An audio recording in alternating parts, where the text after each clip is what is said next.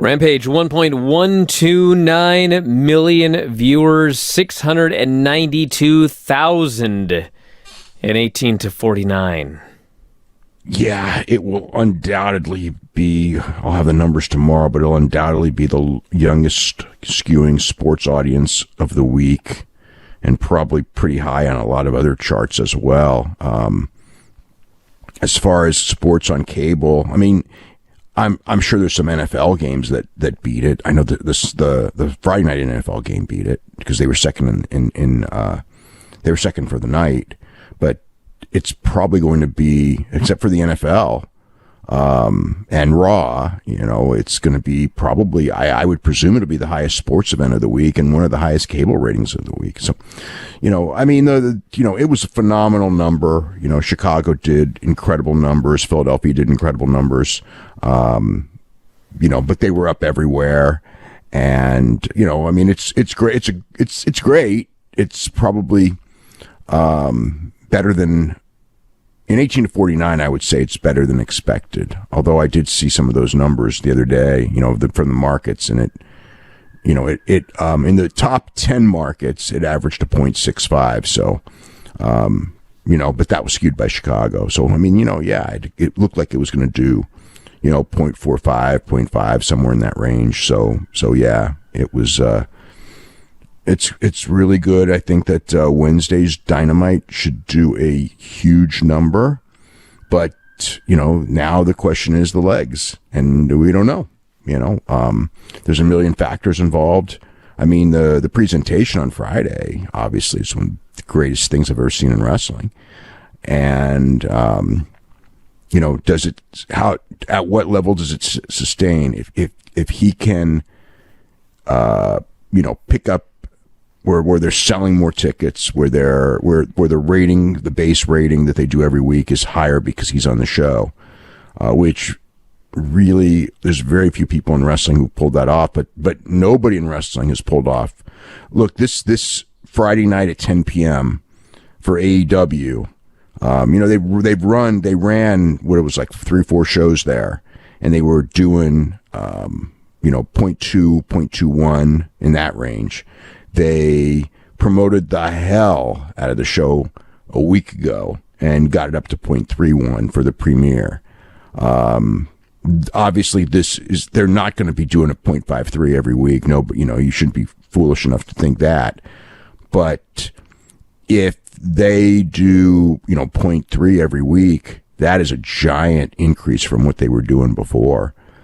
And they had a Kenny Omega and Jungle Boy championship match on a Friday night to pick up the audience, and that match did well. But I think the demo was like in the low 0.2, in the 0.2s. So, yeah, it's a great number. It's a great debut, and now we'll see where it goes from here. They beat SmackDown in a lot of demos, which is unbelievable.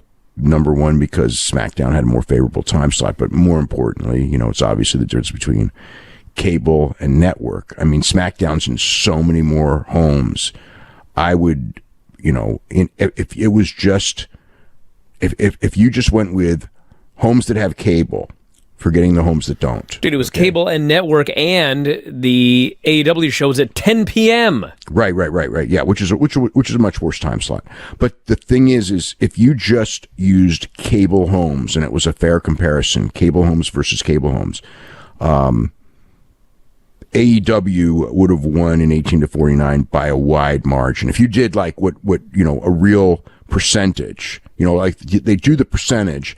But this number is based on the percentages they do are based on, for 18 to 49. It's based on every person in the United States who not watches television, but who has a television, and who is between those ages. So it's 0.53% for of that group. Of everyone. Now that includes roughly 40 million homes that have a television that don't get TNT. So they're not figured in. They don't get TNT on cable. They don't get TNT on Sling. Any of these places that their ratings are measured by. So, so you're talking about essentially a third of the people who are measured. So the real rating would be, plus 80, it would be plus 50%. So the real rating of this would be a 0.75. So that tells you, but then all the cable ratings would be up similarly. So when you're talking about cable ratings, but with network, and not every home also gets Fox, but most of them do. Way more get that. Way more get Fox. So, if you're doing a comparison, yeah, it's probably equivalent to a 0.75 on network. And keep in mind, he wasn't advertised. Keep in mind, this was Friday, not Wednesday. If it was on Wednesday and advertised, this number would have been through the roof. It would have been, it would have beaten the NFL games. And easily beaten all the NFL games. And would have beaten Raw, but it is what it is. And in the long run, what the first week is, it's nice, and it's something that you can brag about and send out a press release and all that. And the key is does he sustain? Does he bring the thing up? Does he sell tickets? Milwaukee's selling tickets, but last I checked, they were not sold out. The other markets like New York and Chicago and all this, they moved some tickets, but they didn't move. It wasn't like Cena yet, but we're early. I would say that it'll take time to figure out exactly where he stands as far as this, but we're going to chart it and see how he does as compared to as compared to John Cena as a ticket seller. So that's all interesting, but it's, as far as for AEW, that number's such a home run. And, if it was not for the fact that tonight's Raw is the show after SummerSlam, it would surely beat Raw this week. It did not beat Raw last week because of Bill Goldberg, but, and it's not 100%. It won't beat Raw, but I do expect that Raw would do a little bit better of a number, but not much. And as far as Wednesday goes, that's anyone's guess. I don't know. It's going to be high. As far as the pay-per-view goes, I figure it's going to set a record. And there were demos, 18-34 overall. It did beat SmackDown. And that's with the handicap, with SmackDown on a stronger station, better time slot, and dude, it beat them in males 18-49, persons 18-34, females 18-34, males 35-49. Basically everything. Basically almost everything except for women 35-49. I should let him know that he needs more appeal to women 35-49. No, I'm just teasing, but now so yeah, they should be doing, AEW should be doing cartwheels over this one. It's like, it's certainly the high end of expectations, if not way above expectations. But again, like, I don't get, you shouldn't get excited over one rating. It's the trend long term, and that's still an unknown. But as far as the first glimpses, what a success this signing was. Nobody has done this in wrestling since the first episode of SmackDown on Fox when Dwayne Johnson was on it, and I think that he delivered a lot. And as far as mainstream, and AEW is not usually not mainstream. Google searches Punk on his own had 500,000, which is 2.5 times.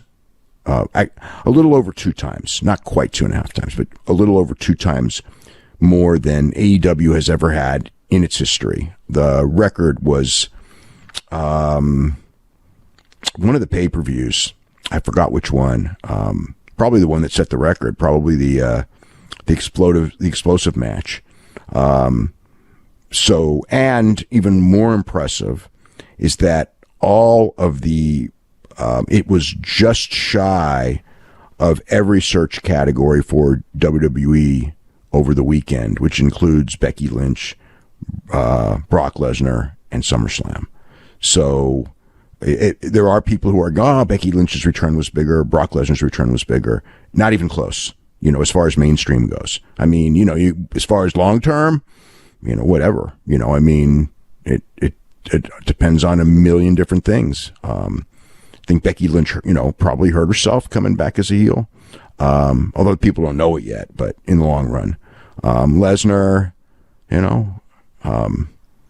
we'll see, how, he's going to be on TV Friday night. So, we'll see. We'll see right away how, if they can get to a similar, rise on Friday night with Becky Lynch and Brock Lesnar. And they should increase somewhat, a decent amount from them. But, as far as doing 2.5 times what they would usually do in the time slot, that isn't happening. That is not happening. Hey, if you're a big fan of Wrestling Observer Radio, we got 12,000 episodes of all of our podcasts up at our website, WrestlingObserver.com. If you sign up today, you get access to every single one of them. The 12 to 18 new shows that we do every single week. You can podcast them, listen to them on the road, at work, working out, in the shower, wherever you listen to your podcasts. And also full access to the Wrestling Observer newsletter and archives. So if you love what you hear, head to WrestlingObserver.com. 12,000 audio shows at your fingertips.